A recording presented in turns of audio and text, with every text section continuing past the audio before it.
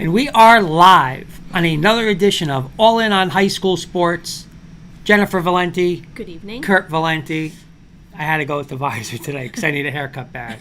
So I can't be seen in public with this. And just no time. So how's it going? How are you? Good. Doing well. You? I'm good. You know, I'm pumped up for this show. We have a lot of great guests. And I'm super pumped tonight because this is where it's like money time now. Ramapo, Wayne Hills, St. Joe's, Bergen, and I think we're forgetting a game right around the circle from us, Heights and Beckton. And I cannot wait to pick these games, to break these games down. But before we get to that, we have a couple of great guests coming on tonight. I want you to explain who we got coming on. Sure. Tonight we're going to welcome Coach Matt Demarest from the Pcti football program. He'll be joining us. And then we'll also be joined by senior Curtis Whiting. He just set the school record at Hackensack with 7 touchdowns in a single How many? game. 7. 7. Yep. And he will be joined by his head coach, first-year coach, Brett Ressler. So we've got a little Pcti football and a little Hackensack football on the program this evening. And Mr. Coach Cislano saying, wow, who this Jen lady? She's the whole show.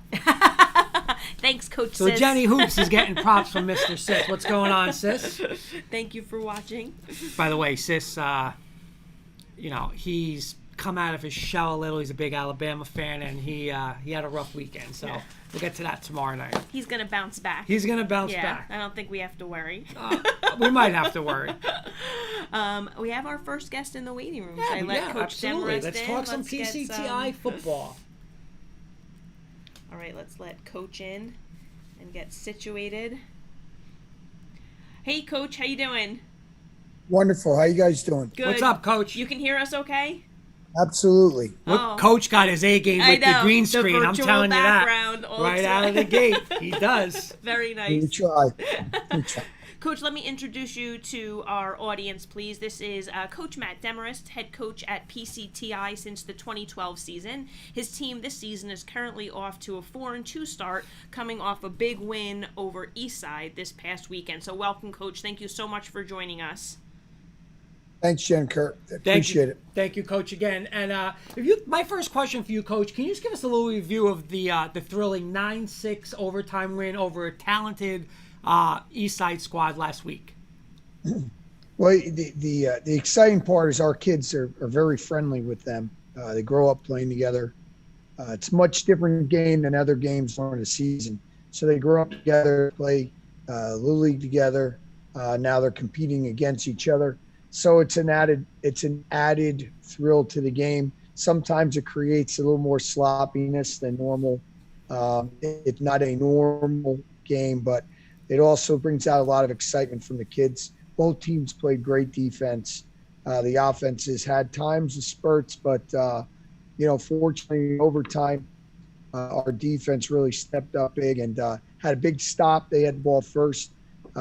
We had a big stop and then turned that into a nail-biting field goal to win the game. Nice, very nice. Well, congrats on that win. Thank you. Coach, we love to obviously bring on coaches and talk about their programs, but we like to really give them the opportunity to highlight their players. So would you mind talking about some of your players that have been contributors this year? Absolutely. Senior Elijah Fields, he's been a big part of our program for 4 years. Starts at middle linebacker for us. He was played a lot of tailback for us. So the type of unselfishness he has. Was disappointed when the season began. He wasn't going to be the leading running back for us. But quickly, Trey Sean died. Sophomore took over. You could see the difference between the two, and it didn't stop Elijah from being the great leader that he is. He's done a great job on defense. He's the heart and soul of our defense at linebacker. So I'd have to talk about him. Justin Vasquez, another senior, starting guard, defensive tackle, had a heck of a game against Eastside inside. He's tough to block. Then offensively, I mean, he's just a road grader. He's probably be by the end of the year, he'll be one of our more recruited guys. He's a 3.3 student. He's 6'2", 6'2.5". He's probably about 3'10". So he's a heck of a player right there. And then one of our unsung heroes on defense in the secondary, Troy Milton. He's a first-year starting, but could have played a lot more last year. Had a little bit of an injury. Troy's been a solid guy at safety for us. So there's 3 seniors right there. They've done a great job leading our team. There's other guys too. Akil Moody, 2-year starter at tackle, great job for us. I'm trying to give a couple other guys. Obviously, Trayshawn Dye is a sophomore, and his twin brother Trayvon have had great years. Eric, let me try to think. God, I'm lost for names right now, guys. That's okay. I don't want to disappoint. I'll go here for a second. I also have our kicker, Luke Montaigne, big kick the other day. What a great kick for us. I was going to say, Coach, you got to put him in it. He's got to be getting mentioned, right? Listen, I can go. We're Group 5 school. It's a little different than some of the other programs. It's hard to say. You go through names and then other names pop in. But Luke, I mean, he's been solid for us. Great directional kicker. Could put it in the end zone sometimes, but we try to give him directional kicks so he'd move the ball around. But as far as, he missed his first extra point, and it was big shock during the regular part of the game. We get to overtime, and he nailed the field goal. They called timeout. A lot of people don't realize they called timeout. He nailed it, called timeout right before. So he had to kick that twice. He was able to hit twice. I was couldn't believe it. Man. Great. Coach, currently you just mentioned you're Group 5. Currently you're roughly in the 4th spot with PowerPoints, whatever you guys want to call it now. What's the goal for the rest of the season? To get better. It's coach cliche. It's get better every day. We have an interesting balance. And this is everybody. So when I say this, some teams are a little further along than others. Last year stole development from the coaches, from the kids, teamwork, team building. We had a whole year of that stolen away from us. And in football, more than other sports, you really need that. You need it because you have to have 11.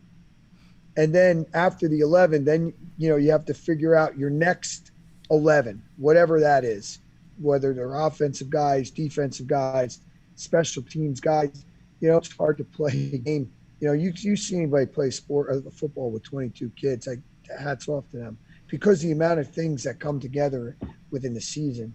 We had that year stolen from us. So my seniors, you go in a year, they're more like juniors. Mm-hmm. And then your juniors more like sophomores and so on and so forth. So, you're building to get better. We have a 3-game stretch, and people always look at records. It's not about records. We're all in the same boat. Hackensack has gotten drastically better. Old Japan, they beat Randolph at the beginning of the year. So that tells you what type of Old Japan is. And then Columbia, we played them. We beat them in overtime last year, and they're a playoff team right now. So they're right on that cusp. So we have 3 teams that are playoff potential or playoff bound. All are getting better. We're just trying to match that. One game at a time. We try to be 1-0. If we can be 1-0 this week, then, we can shorten that season down. Nice. Coach, you took over the program in 2012 after you'd been an assistant under longtime coach John, and I don't want to butcher his name, Irato. Did I say that right? All right. Whew. I don't usually have such a good track record with the names. No, that's good. Can you speak a little bit about how he influenced your coaching style, and maybe tell us about some other coaching influence who've had an impact on you? Yeah, well, we'll go with John first, obviously, because how many people can you say build a program? I mean, a lot of people, like they see finished products, and then they like to speak on the finished product, and then they tell you, oh, well, you have this, or you're lucky you have that. Well, John never had that. John built a program. We're a vocational high school. We are legitimate high school. We have full day academic, full day athletic, and John was able to build a program and entice people to consider our school when maybe others wouldn't. People used to come and say it wasn't couldn't go to college with it. John always had to fight those things back.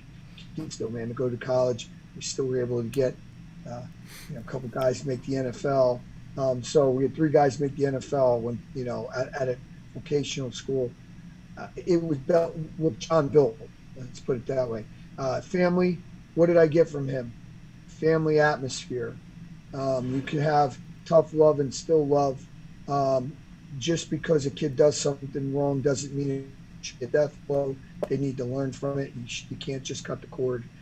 There's learning experiences that continually go on, and we all have a different environment. And his consistency in wins just by showing that he was going to be there for the kids. So I picked that up from him.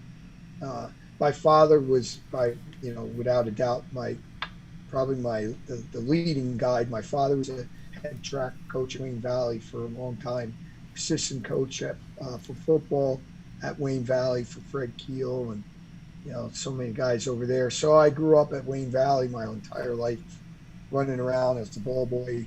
I had to be the ball boy, scout boy. I never saw college football. We always had to go scout on Saturday afternoons. There was no Friday night football. So, those 2 guys right there influenced me, as well as played football West Milford for Larry Harding and Coach Hamilton down at Trenton State College. I played football down there. Coach Hamilton was a great man. So, 4 really big influences, other people, but those guys right there, that's my Mount Rushmore. Oh, Awesome. nice. Our good friend Kenny Kirkpatrick, coach, he's from Maryland, and he said, hey, gang, sorry I'm late to the show. Welcome, Coach Demerist. I'm proud to say he's saying that he picked Pcti to beat Eastside last week. And, oh, yeah, welcome to the greatest high school sports talk. So props to Kenny on there. You. Thank you. Thanks for the support. Glad to know. Coach, like Jen mentioned, in your, I believe it's 10 years now, you've had a real nice run as head coach. What do you attribute all the success to, and where do you want the program to even go? Even more than what you have done, and it's been a remarkable run there. I think the consistency part is, it's very difficult to stay consistent. Everybody has a run of players, and people miss over that. Every school will have a run. When you have that run, then you have to win. I mean, it's important. It's important because that builds the belief in your system, in your coaches, and it also in yourself. So when you have your kids, you have to have that run. Now, when I say you have your kids, you have that group of kids that athletically, when you draw anything up, it doesn't matter if you draw up right or wrong, it still ends up right. And we've all had a group of kids like that. Now, when you don't necessarily have that, and you everything you draw up doesn't necessarily work, can you stay consistent? So where do I want to be? I always want to be consistent. Consistent meaning, are we playing hard? Are we running to the ball? Are we fighting together, not against each other? Are we in games? We lost 2 big games this year, and I got to take, obviously, you like taking credit, but we got beat pretty soundly in 2 games. So we got to get better there. Your losses have to be tighter. You have to spread out your wins and win a little more convincing sometimes.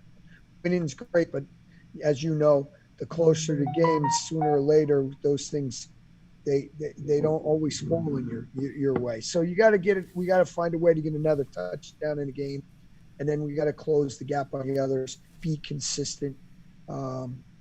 If we can do those things as a program, the ball bounces your way. You're in it. Mm-hmm. Now with it being where it is, with the it's not PowerPoints, it's the UPR where they're going to go strength of schedule. You can have a couple losses and still not only make the playoffs but have a good seed. Yeah. So I think that works to everybody's advantage now. Nice, thanks, Coach. We like to end our time with you with a little segment we call rapid fire. So these are a little more quick hitting type questions. So Kurt's going to start us off. All right, Coach. Biggest win as head coach at PCTI. Say that again. What was the biggest win for you as head coach at PCTI? The state championship beating Ridgewood. Nice, and I'm going to have to follow. MetLife. I'm going to have to follow it up with toughest loss. I know they're all tough. You there? Oh, yep. Yeah, I'm sorry. We lost you. We're good. I'm there. You hear me now? Yes. Yeah. Did you hear our next question? No, I didn't. Oh, okay. I have to follow it up with toughest loss. Bloomfield state playoffs, first round. Second seed we lost. Okay, my next one. One word that describes the girls' flag football championship team at PCTI. Exciting, exhilarating. I mean, it was awesome experience of you. Yep, and we had the girls on when the coach is on. I know the coach is with you, but it was awesome having the girls on. It's something they're gonna be remembered for, and your school's gonna be remembered for having the first championship in that. Definitely. Proud member of our school. I've been here 28 years. That was a great moment for our school. That's awesome. Awesome. All right, Coach. What's your favorite game day attire? I wear long. They make me comfortable. Long, black Under Armour socks. There you go. I don't know why. Nice. For some reason, they're comfortable. And Coach, who's your favorite NFL football team? Oh, the Giants. All right. So here's my follow-up question for you. Now you're gonna play role of the Giants GM. Saquon Barkley, again, unfortunately, another bad injury. He comes to you at the end of the year and says, well, I want Christian McCaffrey money, meaning I want 3 years, $20 million per. Are you going to give him that money? I mean, they need so many different things. And he's that type of talent now, and they can't win with him. So, is he making a difference for them now? I mean, I love him, but I feel bad he's on this team right now. Yep. All right, Coach. And the last rapid fire, your Super Bowl champion prediction. It's the Super Bowl. My Super Bowl prediction is going to be, I guess, easy guess right now. It's going to be Tampa Bay and Buffalo. And still can't, until Brady loses, I can't bet against him. Okay. That offense looked amazing the other day. I mean, he's just getting warmed up. He's unbelievable. He is. It is crazy. Coach, thank you so much. Tired of him, Hey, but you know what? Your Giants, like you said, you could have something where you say to your Giants knocked them off of that 16-0 team or 18-0 team, whatever they were, and that's you guys Always have that. Always have that. Twice we beat them. Twice. That's right. Twice. Coach, thank you so much for joining us tonight. We really appreciate you taking the time to meet with us. Appreciate you guys. We'll have you guys on again. Thank you, Coach. Good luck. Absolutely. Have a great night. Thanks, Bye-bye.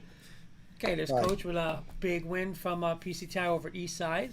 Again, exciting. And like you said, kicking a field goal. It's not, listen, we watched the other day in NFL, I want to say 9 guys missed extra points. Yeah. Extra points. So now you're putting pressure that these high school kids are under. And, sometimes they make it look easier. But like I said, it's no gimme. It's no gimme on a pro level. So, and that's to win a game in overtime.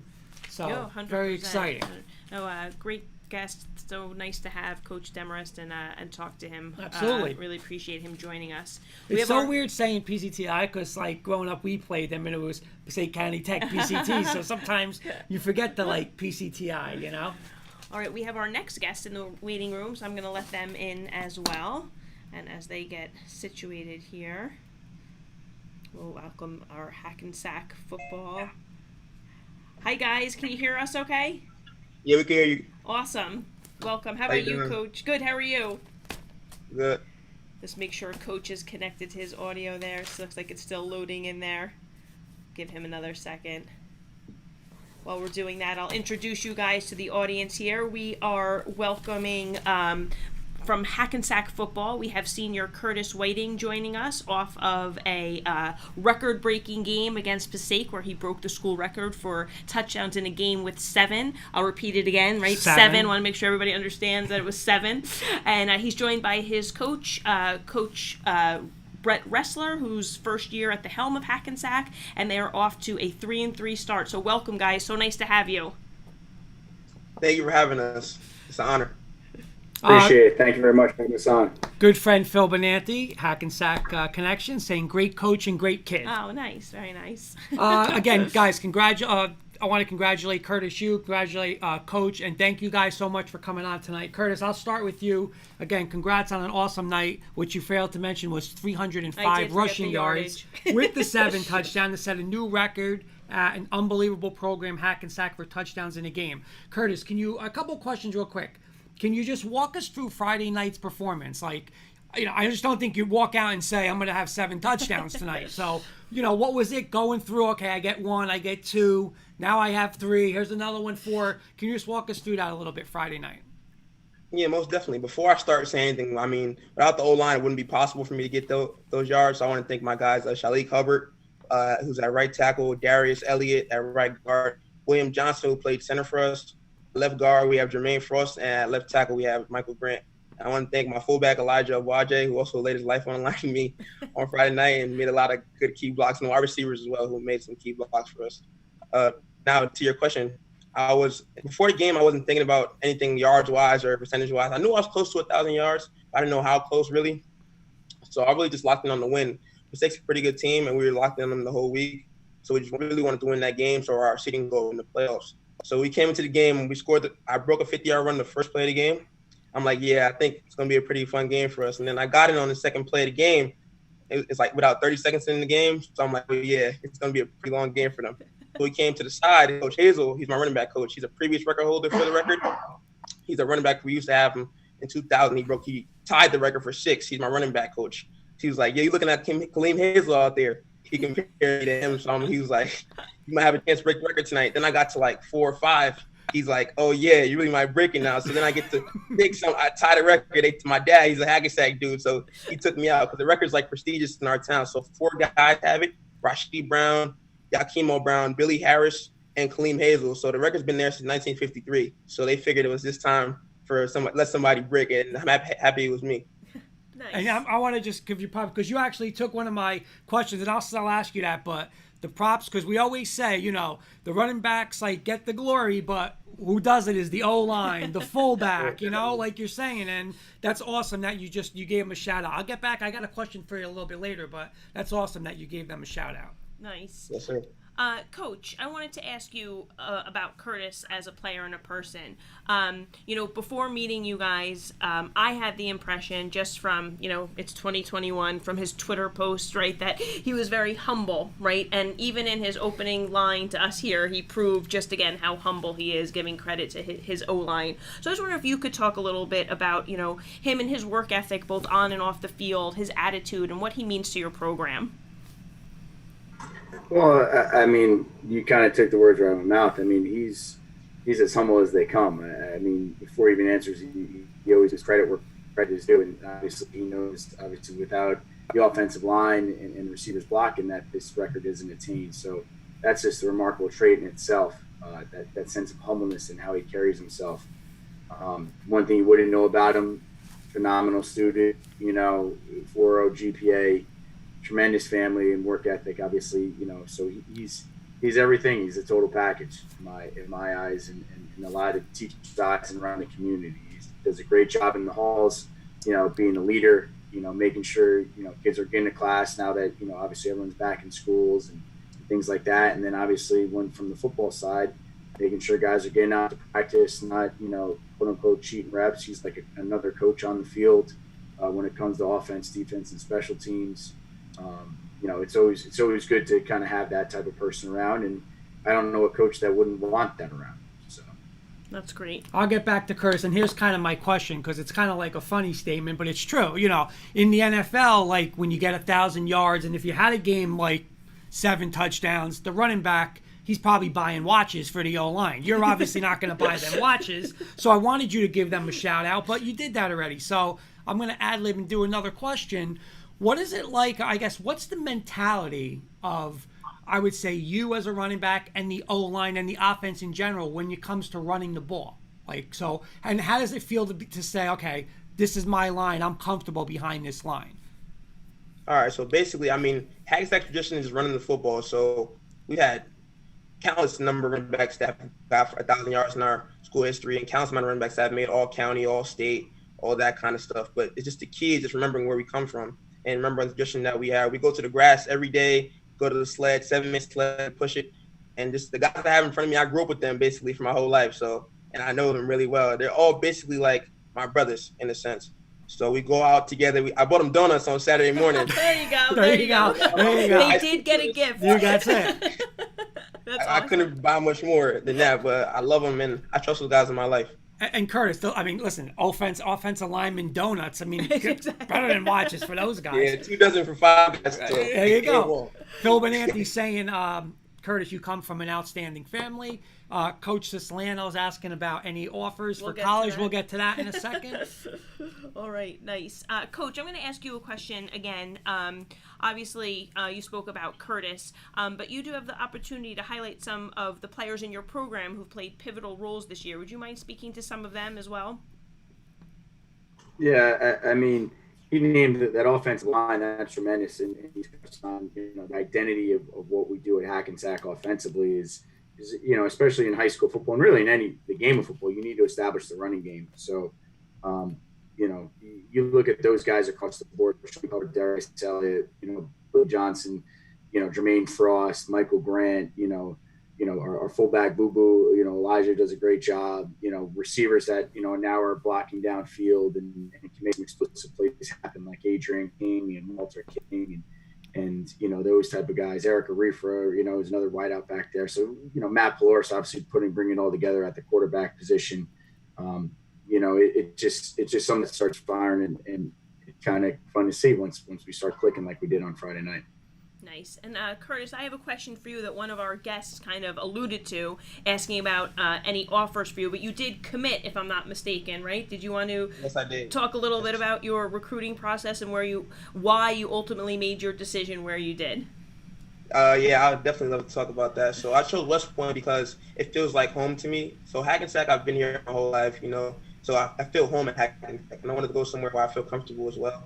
Like a Hackensack type environment, the coaches showed me love from the beginning of the recruiting process. I'm not the biggest dude, so some coaches say I'm not big enough, some coaches say I'm big enough. But West Point was straight up with me. They said they want me no matter how big I am, and they just showed me love from the start. That's why I chose them over a couple other schools. Nice. Congratulations. Very nice. Our good friend Kenny Kirkpatrick saying, Curtis, I wish you the best of luck. I know you will succeed at the next level, both in sports and, more important, academically. Coach, I got a question for you. Like Jen mentioned, taking over the program at Hackensack. What does it mean for you or to you to be able to take over such a successful program like Hackensack and one that you have some roots in? It's my dream job, straight up. There's nothing than that. It's great how kind of things sometimes always tend to work out.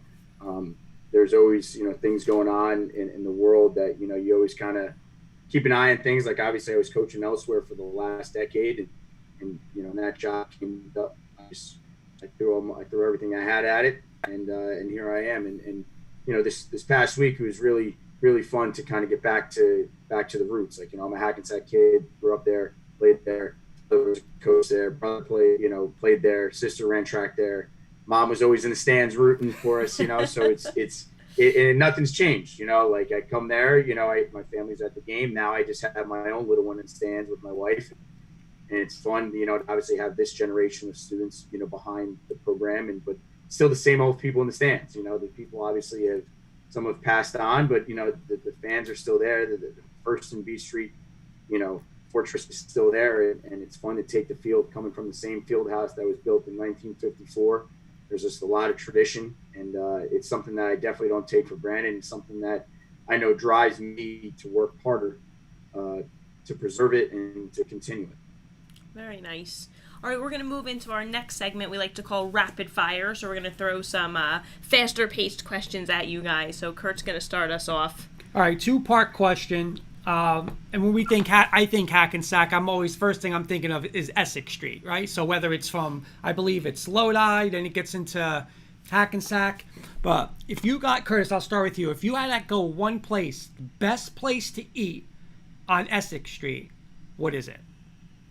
I'm going to have to go with Wawa. I mean, me and my friends go there like every day for lunch. It's not too expensive for high school students, so we get like lunch and a drink like $5, $6. So we go every day.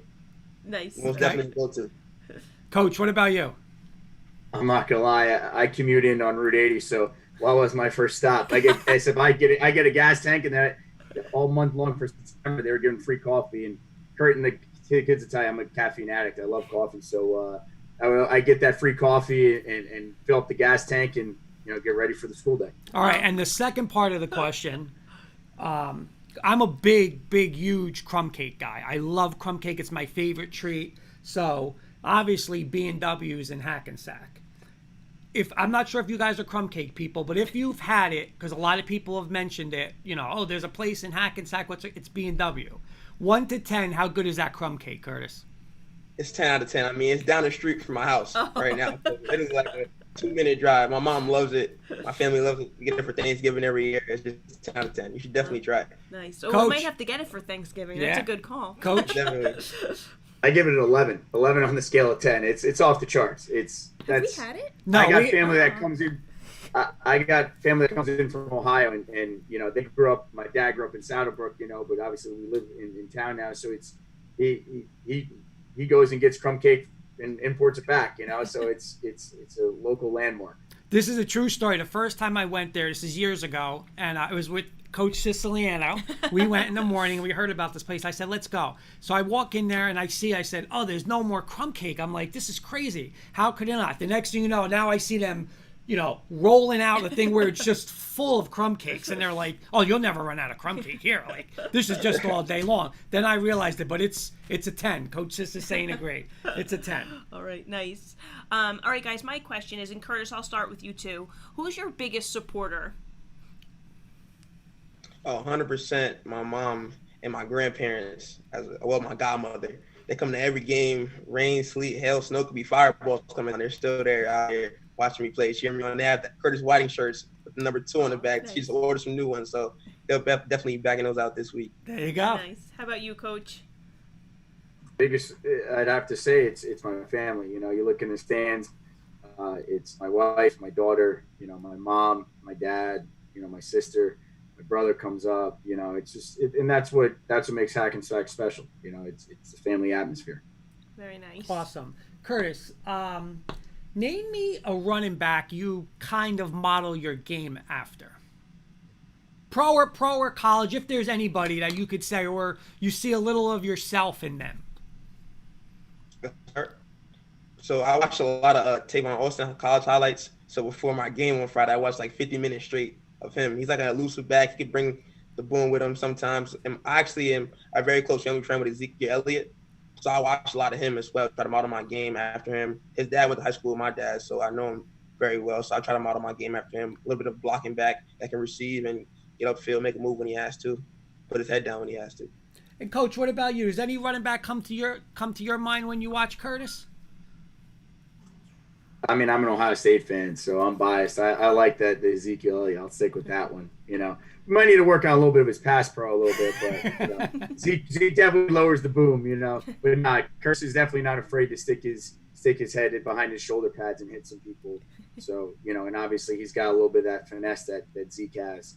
So I'd say that's a pretty good comparison. And his hair is a little short. I mean, Zeke's hair is a little crazy right now. He's kind of got a little summer haircut, So. There you go. Nice. All right, guys. My next question is like your game day musts. Any like habits, superstitions, any rituals that you have? Curtis, you want to start us off?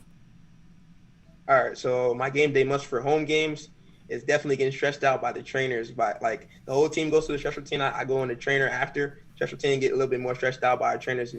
Deja and Miss Danielle, they do a great job of getting me loose for the game and getting me ready to run. Another one is having my headphones on for an hour and 40 minutes right before the game. I take them off and start like listening with my team. Start getting that game day vibe with my teammates. I take them off like an hour and 40 minutes before my game every week. Nice. And Coach? I'm gonna be honest. I don't really have much of a routine. I just stick to what we do every week. I don't have like any superstition. One thing I've learned about this team, they are very superstitious with how they go through their stuff, so which is pretty cool to see. But me, I just we stick to our same time frame. I have a little bit of OCD when it comes to that, about time we get into our walkthroughs, to the time we get on the bus, that we get, to the time we get into either our locker room or the opposing locker room. I just try and keep that same consistency.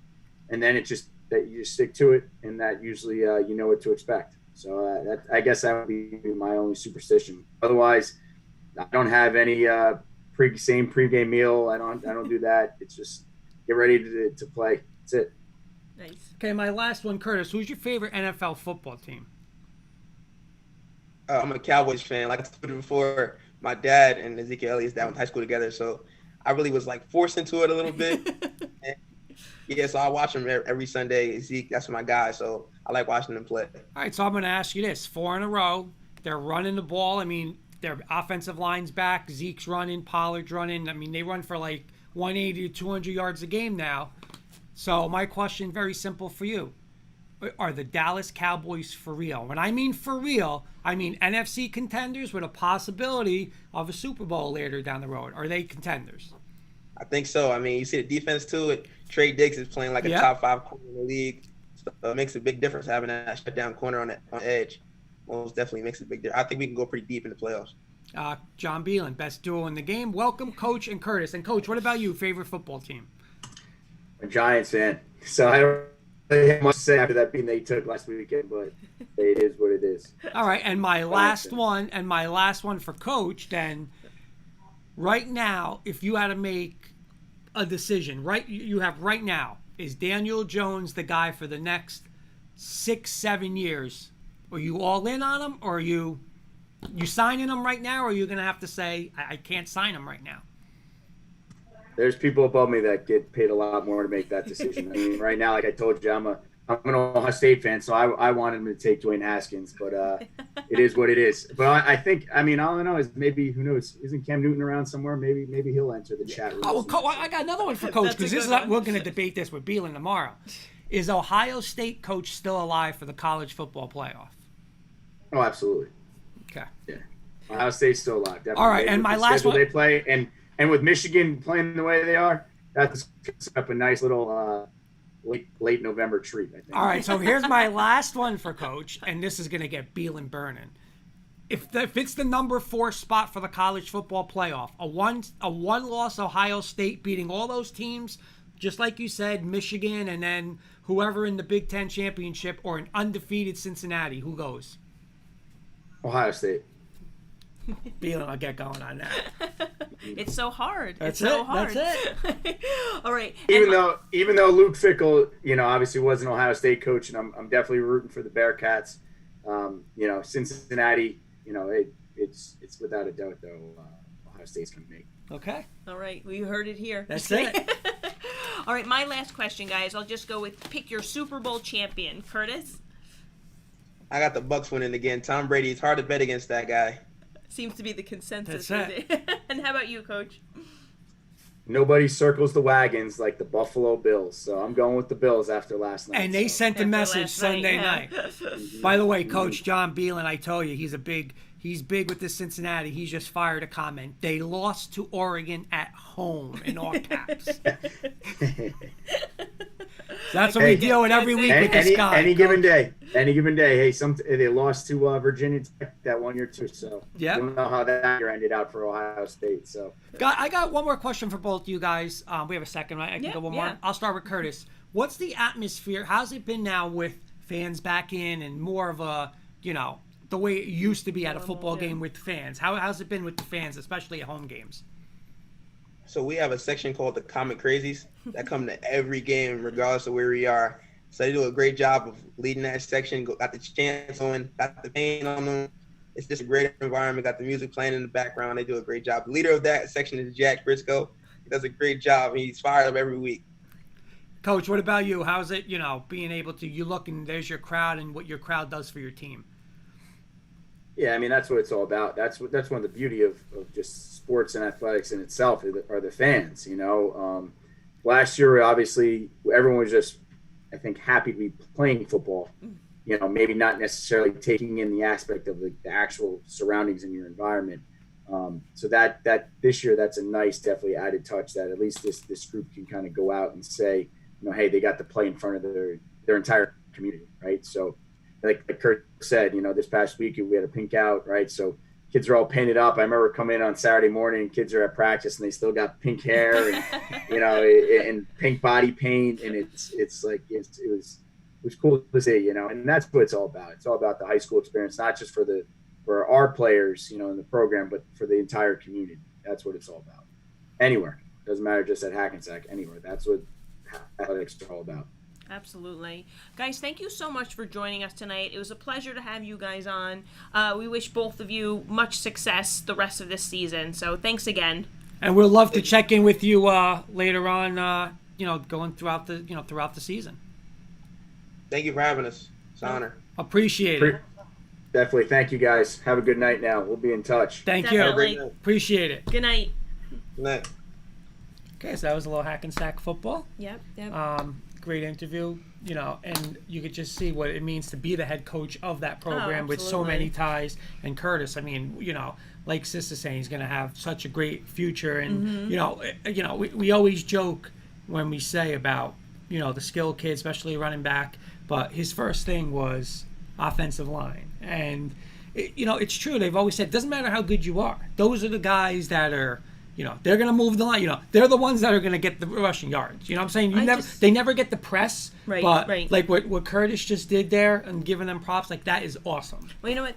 The maturity that he has to, do that is just, and do the team despite his, individual accolades. Just so nice to see. Again, you got that sense from him without meeting him, and then you meet him in the flesh. He's even more humble than you could be. So it seems like a great leader on that team, and on and off the field, great all around kid.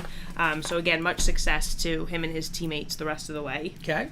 All right, we're ready to roll into our Week 7 picks? Yeah, we're ready to roll. What I want, if you could just type in the standings, because you want me to type in if the you can standings? just type them in. Okay. I don't know if Joe Breslin is watching again. Joe Breslin, I spoke with him today. Well, I just want Coach Breslin to know that for 2 weeks in a row now, Jenny Hoops has put together the standings, and for 2 weeks in a row, Kurt has failed to get them on the board so that our audience can see them. I don't know about failed. I mean, are they up there? That's a little. I just want everyone to know they were ready to go again. That's a little of come on. But it's they're not up.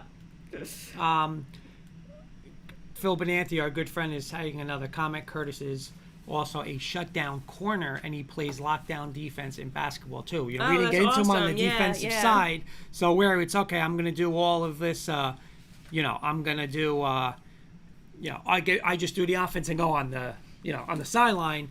That doesn't work like that. Our good friend Stephen Waldman saying hello, guys. How are you, Stephen? Nice. Very nice. While we just walk, if you could want to just go over the stats a little bit, I'm just trying to do something. Well, sure. I will read off our standings from Week 7. So we had our guest picker was unable to give our picks last week, so we kind of just went with, we used like percentages and how our rest of our pickers did to kind of make sure like we were fair to kind of keep them up to speed. So right now, our picks last week in general, we had Mr. Beelan coming in fourth at 9 and 10.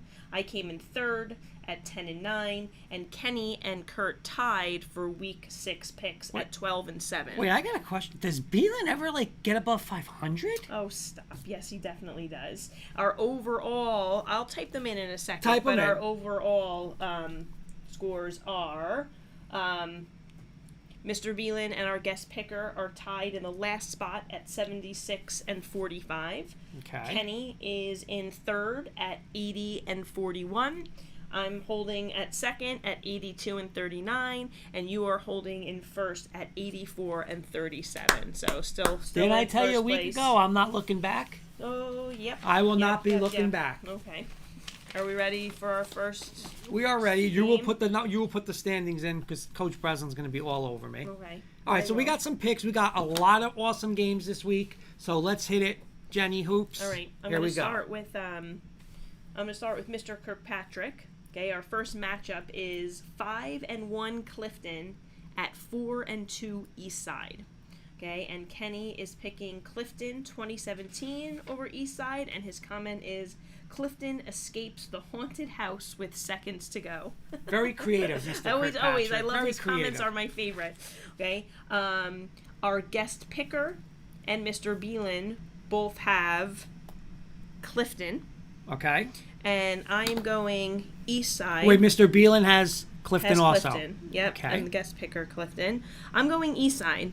I giving them the edge because I can't overlook that they have held Northern Highlands to their lowest scoring output of the season at 14. So that kind of gives me, again, Clifton, good team, but I think the Eastside defense is. Actually, we have our guest pickers with us tonight. You think he's Oh, is he? chiming Oh, in? did he just join in? Yeah, let me Awesome. just pick this last one before we Okay. bring him in. Okay. I'm gonna go. You know what? I'm gonna take Clifton. Offense struggled last week against Northern Highlands, but I think they bounced back. Their defense played phenomenal for the first 3.5 quarters. Started the game, Mr. Swayze with a pick 6, and I think it's gonna be a close game, a tough.